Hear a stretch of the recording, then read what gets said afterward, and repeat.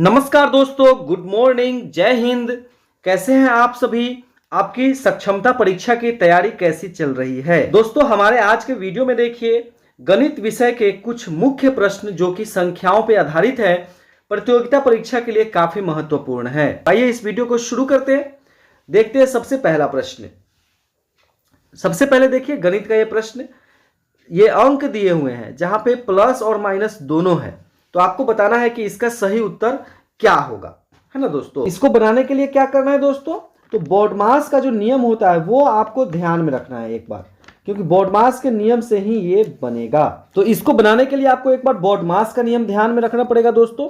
किस प्रकार से जोड़ घटाव गुना भाग अगर एक ही साथ रहे तो आप किस प्रकार से जोड़ते हैं, है ना। तो बॉडमास का नियम एक बार यहां ब्रीफली संक्षेप में देख लीजिए। BODMAS यही होता है बॉडमास, यहां आप देख रहे हैं। तो B से क्या होता है, ब्रैकेट होता है, नहीं BRACKET ब्रैकेट, जिसको कोष्ट भी कहा जाता है हिंदी में। सबसे पहले कोष्ट की क्रिया होती है। O से ऑफ होता है, जिसको का कहते हैं। अगर का लगा हुआ है तो जोड़ घटाव गुना भाग से पहले का की क्रिया करनी है। और D से क्या होता है, डिवीजन होता है ना, भाग। और M से मल्टीप्लीकेशन, मल्टीप्लीकेशन मीन्स गुना।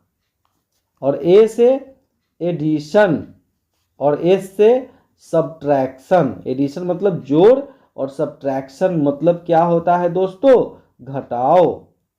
ठीक है, तो आप ऊपर से जो नीचे का क्रम देख रहे हैं, ये सबसे पहले वाली क्रिया सबसे ऊपर वाली होगी, है ना। जो ऊपर है वह क्रिया सबसे पहले होगी और जो नीचे है वो क्रिया सबसे बाद में होगी। तो यहां पहले प्रश्न में आप क्या देख रहे हैं, 7497 के साथ प्लस का चिन्ह है, क्योंकि यहां कुछ चिन्ह नहीं है। तो जब कुछ चिन्ह नहीं रहता है तो प्लस का चिन्ह समझा जाता है दोस्तों।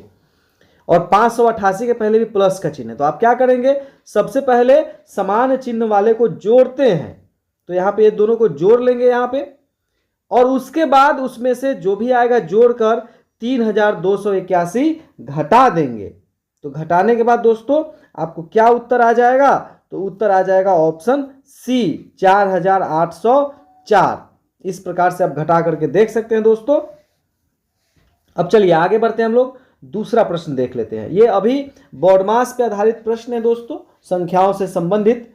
काफी चांस है इस तरह के प्रश्न के परीक्षा में रहने की। दूसरा प्रश्न देखिए, 226 गुना 48 प्लस 52। तो देखिए बॉडमास के नियम के अनुसार यहां कौन कौन सा चिन्ह है, गुना का है और जोड़ का है।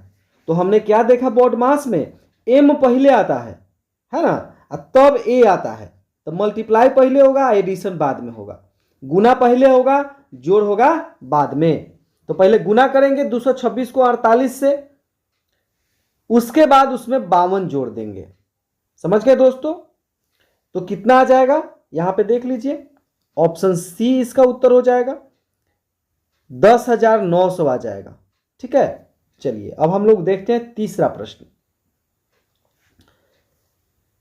देखिए थोड़ा सा ये प्रश्न जो है अंकों से ही आपको कंफ्यूज कराया जाएगा। कहीं जीरो की संख्या बढ़ी रहेगी, कहीं कम रहेगी, और उसको देख करके आप कंफ्यूज होकर के आसान प्रश्न भी गलत उत्तर दे देंगे। इसलिए थोड़ी सावधानी बरतें दोस्तों, प्रश्नों को पढ़ने में काफी एकाग्रता से प्रश्नों को देखें, उसके बाद उसको बनाएं।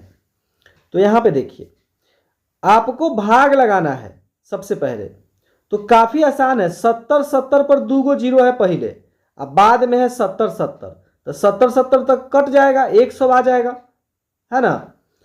तो 100 इधर आ गया बायां हाथ के तरफ, अब बराबर वाट माइनस 46। तो कथी में से आप 46 घटाइएगा तो 100 आ जाएगा। तो दोस्तों किस में से, किस अंक में से आप 46 घटाइएगा तो 100 आ जाएगा, तो 146 में से। तो सही उत्तर क्या हो जाएगा, ऑप्शन डी 146। तीसरे प्रश्न का ऑप्शन डी 146 हो जाएगा।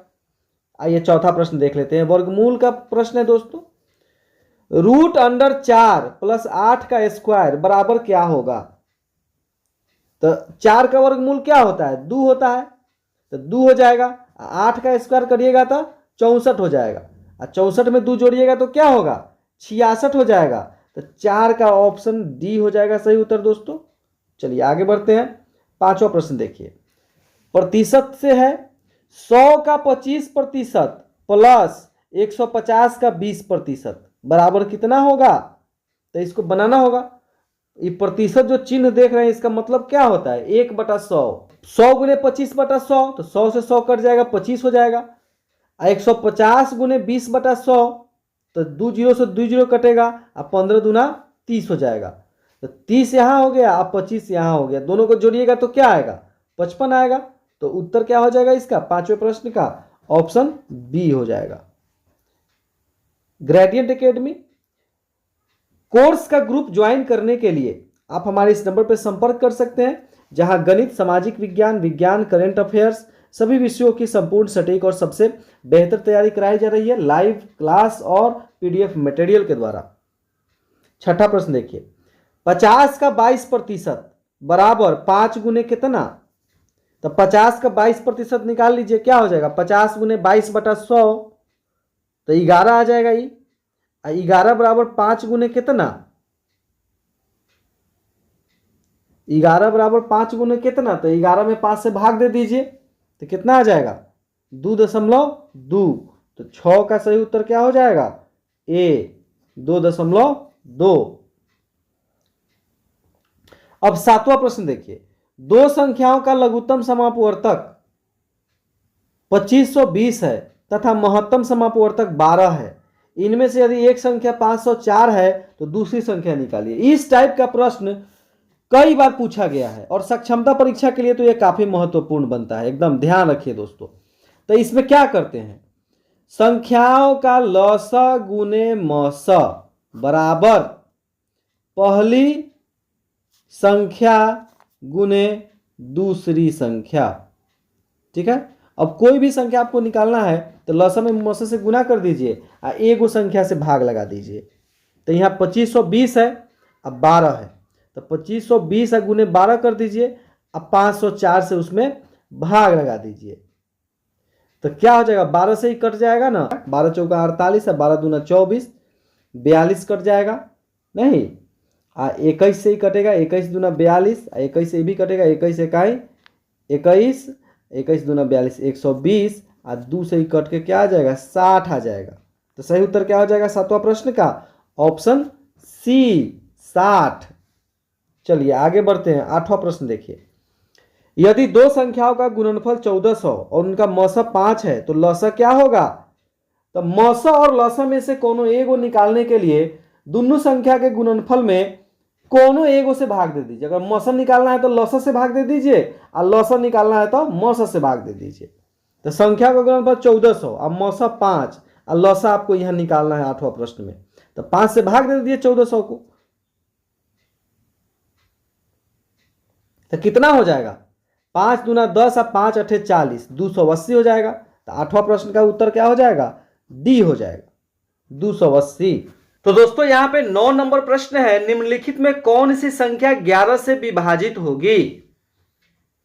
तो इसका सही उत्तर हो जाएगा ऑप्शन सी 2079। यह संख्या पूरी की पूरी 11 से विभाजित हो जाएगी। अब दोस्तों किस प्रकार से यह पता चला, ठीक है, तो आइए मैं आपको बताता हूं। अब दोस्तों देखते कैसे पता चल गया कि कौन सी संख्या 11 से विभाजित होगी। तो इसके लिए आपको विभाज्यता का जो शर्त है वो याद करना पड़ेगा।